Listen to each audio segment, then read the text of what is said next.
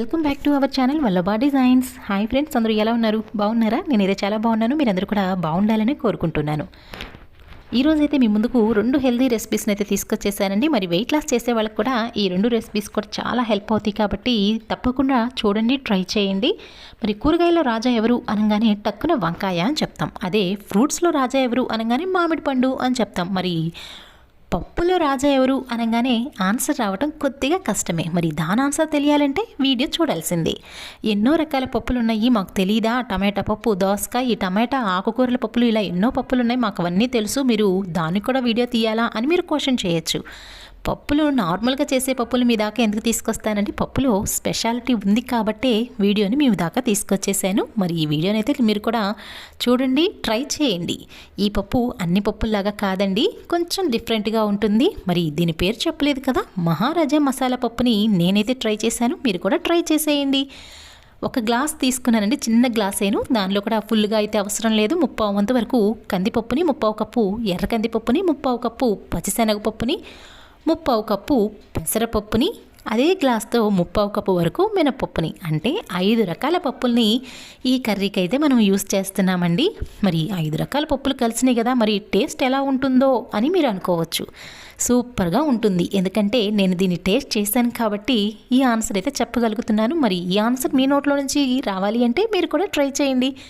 పప్పుల్ని ఇట్లా బాగా మిక్స్ చేసేసి ఒక 2-3 సార్లు కడిగేసి ఒక అరగంట అయితే నానపెట్టేసానండి. అరగంట తర్వాత కుక్కర్ అయితే తీసుకున్నాను. దీనిలోకి హాఫ్ పోర్షన్ వరకు నేను పప్పుల్ని తీసుకుంటున్నానండి. కుక్కర్లోకి వేసేసాను.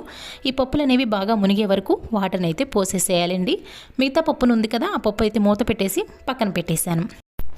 ఈ పప్పులు హాఫ్ వరకు నేను కర్రీ అంటే పప్పు చేస్తున్నాను, హాఫ్ వచ్చేసరికి దోశలు అనేది వేస్తున్నానండి. అందుకన్నా నేను హాఫే తీసుకున్నాను. వాటర్ని అయితే పప్పులు మునిగే వరకు వేసేసి మూత పెట్టేసి ఒక 5-6 విజిల్స్ అయితే రానివ్వాలి. మరి 2 రెసిపీస్ అని చెప్పాను కాబట్టి ఒకటే పప్పు అండి రెండింటికి కూడా. మనం నెక్స్ట్ వచ్చేసరికి స్టవ్ అది వెలిగించుకుని బాండీ పెట్టుకుని కొద్దిగా ఆయిల్ వేసుకున్నానండి. ఆయిల్ ప్లేస్లో మీరు నెయ్యి వాడితే ఇంకా బాగుంటుంది. నేనైతే ఆయిల్ అనేది హీట్ అయిన తర్వాత జీలకర్ర, ఆవాలు, ఒక 3-4 ఎండుమిర్చిని కూడా వేసేసి ఫ్రై చేయండి. దీనిలోకి ఒక అంగుళం సైజు ఉన్నటువంటి అల్లం ముక్కల్ని చిన్న చిన్నగా పీసెస్గా కట్ చేసేసి ఆయిల్లో అయితే ఫ్రై చేయండి. సూపర్గా ఉంటుందండి టేస్ట్ అయితే. నెక్స్ట్ కరివేపాకును కూడా యాడ్ చేసేసి ఒక 5-6 చిల్లీస్ని చీలికలుగా చేసి వేసానండి. మీడియం సైజులో ఉన్నటువంటి 2 ఆనియన్స్ని కూడా కట్ చేసేసి ఇందులో వేసేసాను. ఇవి కొద్దిగా మగ్గాలండి. మగ్గిన తర్వాత చిటికెడు పసుపు, ఒక 10 వెల్లుల్లి రెబ్బల్ని తీసుకుని చిన్న చిన్న పీసెస్గా అయితే కట్ చేసుకుని వాటిని కూడా వేసి ఫ్రై చేసుకుంటున్నాను. మనం ఇట్లా ముక్కలుగా కంటే అల్లం వెల్లుల్లి పేస్ట్ వేస్తే సరిపోతుంది కదా అని అనుకోవచ్చు, కానీ ఈ ముక్కలు పంటికి తగులుతూ ఉంటే టేస్ట్ అనేది ఇంకా పెరుగుతుందండి. అందువల్ల నేను ఇలా ముక్కలుగానే వాడాను, పేస్ట్గా అయితే వాడలేదు. ఇప్పుడు దీనిలోకి మీడియం సైజులో ఉన్నటువంటి 3 టమాటాలని కూడా కట్ చేసేసుకుని ఇలా వేసేసానండి. ఇవి కొద్దిగా మగ్గితే సరిపోతుంది, టమాటాలు మగ్గడానికి ఎక్కువ టైం కూడా పట్టదు కదండి. ఇలా మగ్గనివ్వాలి టమాటాలని. తర్వాత దీనిలోకి టేస్ట్కి తగినంతగా సాల్ట్ వేసుకోవాలి. స్పైస్ అనేది కూడా చూసుకొని వేసుకోవాలండి, ఎందుకంటే మనం ఆల్రెడీ ఎండుమిర్చి వాడాము, పచ్చిమిరపకాయలు కూడా ఒక 4-5 పచ్చిమిరపకాయలు కూడా వేసాం కాబట్టి కారం అనేది కొద్దిగా చూసుకొని వేసుకోండి. 1 స్పూన్ ధనియాల పౌడర్ అనేది వేయండి. ఇదేంటి కొత్తగా మీరు పప్పులో ధనియాల పౌడరు, అల్లము, వెల్లుల్లి రెబ్బలంటే దంచుకుని వేసుకుంటాం కానీ ఇలా ముక్కలుగా వేసుకుంటామా అని మీరు అనుకోవచ్చు. ఇలా ఒక్కసారి ట్రై చేయండి, మీరు మళ్ళీ మళ్ళీ ఇలానే చేస్తూ ఉంటారు. టమాటాలు అనేవి మగ్గటానికి ఒక చిన్న గ్లాస్ ముందు చూపించాను కదండి, అదే గ్లాస్తో వాటర్ అనేది వేసేసి మూత పెట్టి ఒక 2 నిమిషాలు మూత అయితే పెట్టేసేసి మగ్గనిచ్చానండి. ఇది మగ్గేలోపు పప్పు అనేది రెడీ అయిపోయింది. చూస్తున్నారు కదా, పలచగా అవ్వలేదు, అలాని గట్టిగా కూడా అవ్వలేదండి. మనం తగినన్ని వాటర్ అంటే మునిగే వరకే వాటర్ పోసాం కాబట్టి పప్పు చక్కగా కుక్ అయిపోయింది. దీన్ని మనం మెత్తగా మెదపాల్సిన అవసరం లేదు. జస్ట్ గరిటతో ఒకసారి కలిపి పెట్టేసేసి మగ్గినటువంటి టమాటాల్లో ఈ పప్పును కూడా వేసి టమాటాలు ప్లస్ ఈ పప్పు బాగా కలిసే వరకు ఒకసారి అయితే కలిపి పెట్టేసేయండి. తర్వాత దీనిలోకి పెద్ద సైజు ఉన్నటువంటి ఒక గ్లాస్తో వాటర్ని అయితే పోసేయండి. పప్పు గట్టిగా ఉంటే బాగోదండి, కొంచెం పలచగా ఉంటేనే తినబుద్ధి అవుతుందండి ఈ పప్పు అయితే. దీనిలోకి ఇప్పుడు లాస్ట్ అండ్ ఫైనల్గా గరం మసాలా, తర్వాత వచ్చేసరికి కొరియాండర్ వేసేసి బాగా మరొక్కసారి కలిపెట్టేసి మరి కొద్దిగా పలచగా చేసుకోవాలి అనుకున్నట్లయితే వాటర్ కూడా వేసుకోవచ్చు. అడుగంటకోకుండా జాగ్రత్తగా ఒకసారి కలుపుతూ ఉడుకు పట్టనివ్వండి. దీనిలోకి మనం పులుపుకి దీంట్లో మన చింతపండు అట్లా ఏమీ వేయటం లేదండి. ఇది కొంచెం ఉడుకు పట్టింది అనుకున్నాక ఒకసారి కలిపెట్టేసి స్టవ్ ఆఫ్ చేసుకోవటమేనండి. పులుపు బదులుగా మనం నిమ్మకాయనైతే వాడుతున్నామండి. ఇప్పుడు చింతపండు హెల్దీ కాదని చాలా చోట్ల మనం వింటూ ఉన్నాం, చూస్తూ ఉన్నాం కదా. దాని ప్లేస్లో మనం నిమ్మకాయ వాడితే టేస్ట్ అనేది బాగుంటుంది. ఎందుకంటే హెల్దీ రెసిపీస్ అని చెప్పాను కదా ముందుగానే, అందువల్ల నేను నిమ్మకాయనైతే యూస్ చేస్తున్నాను. అది కూడా పప్పు కొంచెం చల్లారాలి, మరీ చల్లారాల్సిన అవసరం లేదు. కొంచెం చల్లారిన తర్వాత నిమ్మకాయని కూడా పిండేసేసి ఒకసారి కలిగిపెట్టి మూత పెట్టి పక్కన పెట్టేసేద్దాం. నెక్స్ట్ రెసిపీకి అయితే వెళ్ళిపోదాం. సగం వరకు మనం పప్పుకు వాడాం, మిగతా సగం ఆల్రెడీ నానబెట్టి ఉంచాం కదా. పప్పు కూడా బాగా నానిపోయినాయండి.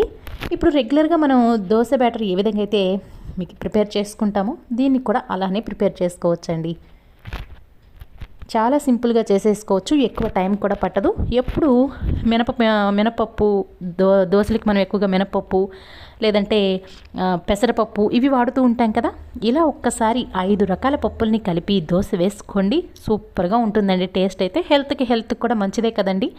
చూస్తున్నారు కదా, ఇలా మెత్తగా తగినన్ని వాటర్ని అయితే పోసేసుకుని మనం దోశలు రెగ్యులర్గా ఎలా వేసుకుంటాము అలానే వేసుకోవటమేనండి. దోశల్లోకి మనం రైస్ వాడతాం కదా, మరి వెయిట్ లాస్ చేసేవాళ్ళు రైస్ని అవాయిడ్ చేస్తూ ఉంటారు కాబట్టి ఇందులో రైస్ నేను వేయటం లేదు. రైస్ వేయకపోయినా కూడా పేనానికి ఎక్కడ కూడా అతుక్కోకుండా చక్కగా పల్చగా కూడా వేసుకోవచ్చండి. మీరు వీడియోలో చూస్తున్నారు కదా, ఎక్కడన్నా అతుక్కుందా అండి? అతుక్కోవటం అంటూ ఏమీ ఉండదు, చక్కగా పల్చగా కూడా వస్తాయి. మరి ఒకేసారి పప్పు నానపెట్టుకున్నామంటే 2 రెసిపీస్ని ఈజీగా చేసేసుకోవచ్చు, అది కూడా హెల్దీ వేలో.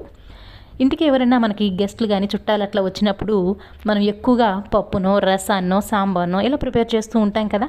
ఎప్పుడు చేసుకునే ఆకుకూరల పప్పులు టమాటా పప్పులు ఇలా కాకుండా ఒక్కసారి ఈ మహారాజా మసాలా పప్పుని అయితే ట్రై చేయండి. వచ్చిన అతిథులకు కూడా మీ ఆతిథ్యాన్ని అస్సలు మర్చిపోలేరండి. అంత టేస్ట్గా కమ్మటి పప్పు అయితే రెడీగా ఉంటుంది. మరి వాళ్ళకు కూడా ఇలా చేసి పెడితే వాళ్ళ నుంచి అభినందనలు అయితే మీకు వస్తూనే ఉంటాయండి. మరి మీతో మాట్లాడేలోపు దోశలు అయితే ప్రిపేర్ చేసేసుకున్నాను. వేడివేడిగా పప్పు కూడా అదేనండి, మహారాజా మసాలా పప్పు కూడా రెడీగా ఉంది. మరి టేస్ట్ చేయటమే ఆలస్యం కాబట్టి నేనైతే టేస్ట్ చేసేస్తున్నాను.